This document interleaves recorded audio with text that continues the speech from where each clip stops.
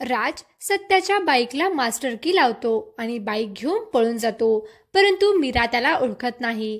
तर इकडे निरोप समारंभाच्या कार्यक्रमात सत्या बाबांची बाजू घेतो आणि म्हणतो की माझ्या बाबांनी पैसा नाही कमवला, पण माणसं कमवलीत. परंतु काही लोक साहेबांच्या पुढे शेपटी हलवत मोठ्या पदावर गेलेत. त्यांनी पैसा कमवला, पण त्यांची मुलं काय करतात, कितवीत आहेत हेही त्यांना माहीत नाहीये. असं म्हणून तो एमडीला विचारतो, तुमचा मुलगा कितवीत आहे माहितीये का? एमडीला हे माहीत नसतं. सगळेजण त्याच्यावर हसू लागतात. आयोजक त्यानंतर कार्यक्रम संपला असं जाहीर करतात. इकडे मीरा त्याच्या बाबांच्या उसाच्या दुकानावर पोहोचते आणि विचारते, तुम्ही बरे आहात ना? थकलेले दिसतायत.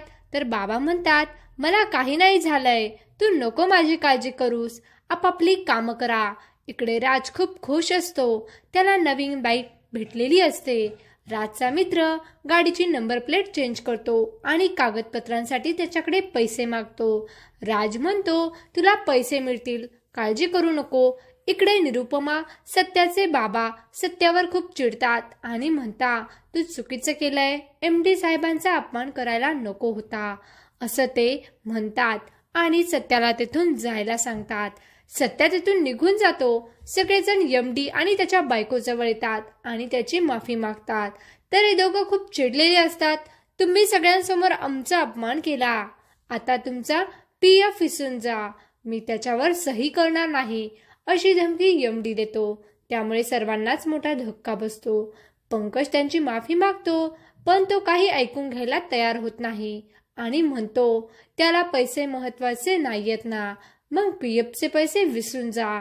तेव्हा पंकज आईला समजावून सांगतो, तू त्या एमडीच्या बायकोशी बोल. निरुपमा एमडीच्या बायकोजवळ माफी मागायला जाते, पण ती काही ऐकून घेत नाही आणि म्हणते, तुम्ही डाऊन मार्केट आहात, डाऊन मार्केटच राहणार. सत्याचे बाबा एमडीची माफी मागतात. तर एमडी म्हणतो, मुलाने चूक केलीये, आता बापाला नीट माफी मागावी लागेल, हातपाय जोडून माझ्या पायावर नाक रगडून. सत्याचे बाबा असं करू लागतात.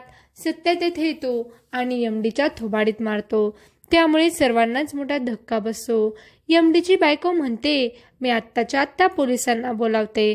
सत्याचे बाबा म्हणतात, नका बोलवू, माफ करा, मी माफी मागतोय ना. तर सत्या म्हणतो, गप्प बसा बाबा, असं म्हणतो एमडी आणि एमडीच्या बायकोला धमकी देतो. पोलिसांना बोलवायचंय तर बोलवा, परंतु तुमचा मुलगा कोणत्या शाळेत शिकतो, कधी घरी येतो, कधी जातो, हे मला सगळं माहीत आहे. त्याचं काय होईल त्याचा विचार तुम्ही करा.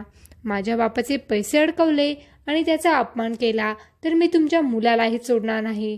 एमडी आणि एमडीची बायको खूप घाबरतात आणि गप्प बसतात. सत्या सगळ्यांना घेऊन तिथून निघून जातो. सत्या पार्किंगमध्ये येऊन त्याची गाडी शोधतो. तर गाडी चोरीला गेलेली आहे हे त्याला समजतं.